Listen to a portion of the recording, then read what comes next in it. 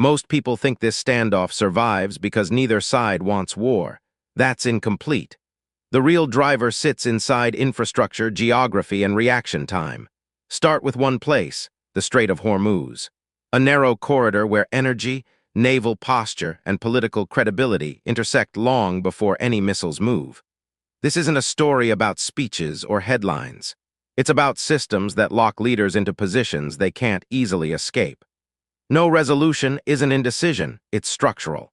Once ports, bases, and supply routes harden into place, diplomacy becomes constrained by physical reality, not political intent. We'll walk through 10 pressure points step by step. Each one closes options. Each one compresses timelines.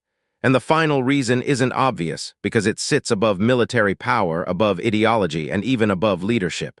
By the end of this video, you'll understand why geographic lock-in of the Persian Gulf geography sets the first boundary. At the Strait of Hormuz, oil tankers pass within range of coastal missile batteries near Bandar Abbas, while U.S. Fifth Fleet ships operate from Bahrain. This narrow corridor forces both sides into permanent proximity. After 1979, Washington expanded patrols. Tehran hardened its shoreline. Neither could reverse course without conceding leverage. Every transit becomes a signal. Every exercise shortens reaction time.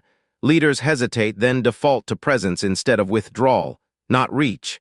Position, here's the pause. Once fleets and sensors stack inside a confined sea lane, diplomacy inherits the map. De-escalation now carries economic risk and alliance cost. Iran cannot move its coast. The United States cannot abandon global energy routes. Options thin. This is the first structural fracture, a standoff embedded in terrain. And when geography locks strategy in place, future choices start closing. Next comes the force that turns this corridor. Subscribe to Global Wars, Timeline Energy Dependency, and Global Price Exposure Oil turns geography into pressure. At Ras Tanura's export terminals and along the Hormuz tanker lanes, local tension becomes global pricing within hours. Since the 1970s shocks, Washington learned that Gulf instability doesn't stay regional. It reaches pension funds, shipping insurance, grocery shelves. Here's the quiet problem. Even limited disruption spikes futures markets before diplomats can react. Iran doesn't need closure. Uncertainty alone applies leverage. The United States inherits responsibility for stability, whether it initiated the crisis or not. Pause. Sanctions were meant to isolate Tehran. Instead, they layered volatility on top of scarcity. Prices jump, allies call, markets front-run decisions. Not force, pricing power. This compresses choices. Military action risks recession. Restraint signals weakness. Energy dependency removes the middle ground, replacing strategy with risk management. From this point on, every move is judged in dollars per barrel, not miles gained. And pressure soon collides with markets. Modern weapon systems, missile deterrence without air superiority looks decisive on paper. It isn't. Near Khorramabad, Iran's underground missile complexes sit beyond easy reach, while U.S. aircraft cycle through Al Udeid in Qatar. Tehran learned from 1991 and 2003. You don't contest the sky, you saturate the map. Launchers disperse. Warheads hide. Every base becomes a target set, not dominance. Timing, here's the tightening moment. Precision strikes can destroy sites, but not capacity. Survivability replaces visibility. A limited campaign stops being limited once retaliation vectors multiply. Pause. Washington delays, calculating escalation ladders. Tehran waits, confident in redundancy. Both sides lose the clean option. There's no short war when batteries survive first contact. From here forward, superiority doesn't equal control. It only guarantees exposure across the region. Next, their clustering creates a geographic trap across narrow corridors. It closes exits before leaders notice the shift-based density, and allied exposure forward deployment creates its own gravity.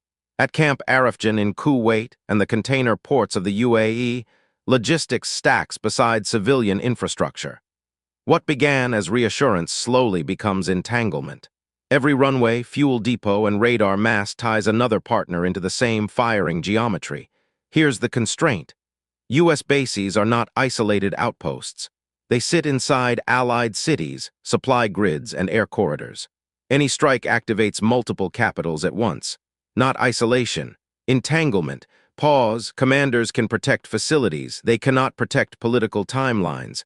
Allies demand warning. Parliaments demand restraint. Decision windows stretch while missiles don't. That delay matters. Limited responses lose credibility.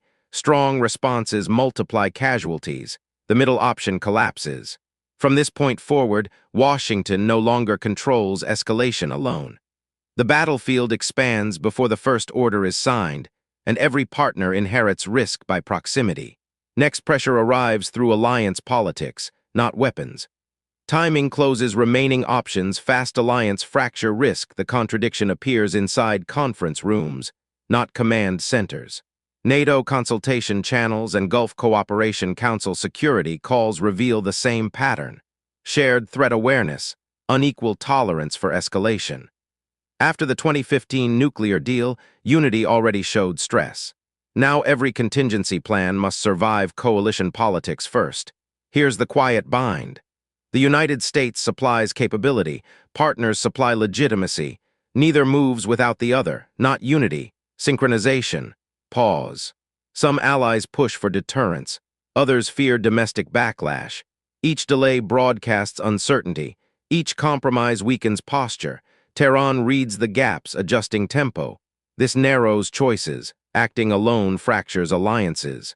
Waiting dissolves deterrence. The window for coordinated pressure closes while positions harden. From here on, timing belongs to the slowest capital, not the strongest military. And while diplomats negotiate alignment, detection systems begin shrinking reaction time sensor saturation, and reaction time collapse above the Gulf. Radar arcs overlap with drone corridors. ISR feeds stream into command centers from Bahrain to Qatar. Detection is constant now. There is no quiet movement. Every launch signature, every naval turn appears on screens within seconds. This changes everything. Here's the compression point. Leaders no longer manage events, they respond to alerts. Decision space collapses into reaction cycles, not planning, reflex. Pause, false positives become strategic threats. Early warnings force predecisions. Caution looks like hesitation. Hesitation looks like vulnerability. From this moment forward, diplomacy competes with data speed. Conversations lose to dashboards. Once reaction time shrinks, escalation becomes mechanical. Options narrow fast. There's no room for prolonged signaling, no buffer for recalibration. Strategy gives way to crisis management. And when timelines compress this far, militaries stop setting the pace. Trigger thresholds do. Next comes the pressure that exploits this speed. Indirect warfare. Proxy warfare and plausible deniability pressure shifts sideways. Along Hezbollah supply corridors in southern Lebanon and militia routes crossing western Iraq, influence moves without flags. Tehran learned that direct confrontation invites retaliation. So it spreads capability instead, rockets here, advisors there, logistics everywhere. Here's the distortion. Attribution becomes blurred. Washington sees impact but not authorship, not invasion, dispersion. Pause. Each proxy action stays below the threshold of open war. Each response risks widening the map. Retaliating directly against Iran feels excessive. Ignoring attacks feels permissive. The center collapses. This tightens choices. Clean deterrence disappears. Every strike now carries diplomatic cost and regional spillover. Tehran gains strategic patience. The United States absorbs strategic ambiguity. From this point forward, escalation no longer moves vertically. It leaks outward quietly through networks designed to survive pressure. And when warfare becomes indirect, military clarity gives way to economic tools. Sanctions that harden rather than break economic pressure replaces airstrikes. Iranian petrochemical shipments reroute through shadow fleets, while altered registries mask ownership across Asian ports. Sanctions were designed to fracture revenue. Instead, they reorganized trade. Here's the uncomfortable shift. Tehran adapts faster than markets stabilize. Informal corridors replace formal ones. Domestic industries absorb shock. External partners adjust contracts, not collapse. Resilience. Pause. Washington tightens restrictions. Iran hardens distribution. Each round produces fewer behavioral changes and more structural insulation. Meanwhile, populations bear cost while leadership consolidates control. This narrows options. Sanctions lose leverage without complementary diplomacy. Military escalation remains politically costly. The space between pressure and compliance disappears. From here forward, economics stops shaping outcomes and starts preserving stalemate. And while financial tools stall, global alignments begin to tilt. The balance elsewhere. Multipolar distraction constraint arrives from outside the region. Chinese energy contracts expand quietly. Russian defense coordination deepens in parallel. While Washington manages crises in Europe and the Indo-Pacific, Tehran gains something more valuable than weapons. Time. Here's the shift. Attention fragments, priorities compete. Not focus, fragmentation. Pause. U.S. planners now weigh every move against other theaters. Resources stretch. Diplomatic bandwidth thins. Iran doesn't need escalation, it needs patience. Each delay reinforces its position inside a wider geopolitical noise field. This tightens choices. Middle East pressure loses urgency beside great power competition. Deterrence becomes conditional. Engagement becomes intermittent. The conflict slips from center stage without resolving itself. From this point forward, no single capital controls momentum. The standoff persists because it is no longer isolated. It is embedded inside a crowded strategic calendar. And when global attention disperses, all remaining pressures finally converge. Locked stalemate. The Persian Gulf operating space now functions as a closed system. From Hormuz shipping lanes to layered radar grids, every pathway feeds the same loop. Presence creates risk, risk demands presence. No actor can exit without surrendering position. Here is the final compression. Geography fixes deployments. Technology shortens reaction. Alliances slow coordination. Economics spreads consequences, not failure. Entrapment. Pause. Over decades, this confrontation rewrote modern strategy. Power stopped meaning victory. It began meaning endurance. Iran learned how to survive pressure. The United States learned how costly permanence becomes. This conflict reshaped precedent far beyond the Middle East. It showed how stalemates form when roots funnel, sensors accelerate, and politics fracture. Wars no longer need climactic battles. They persist through structure. What remains is not resolution, but managed tension, a model future rivals are already studying.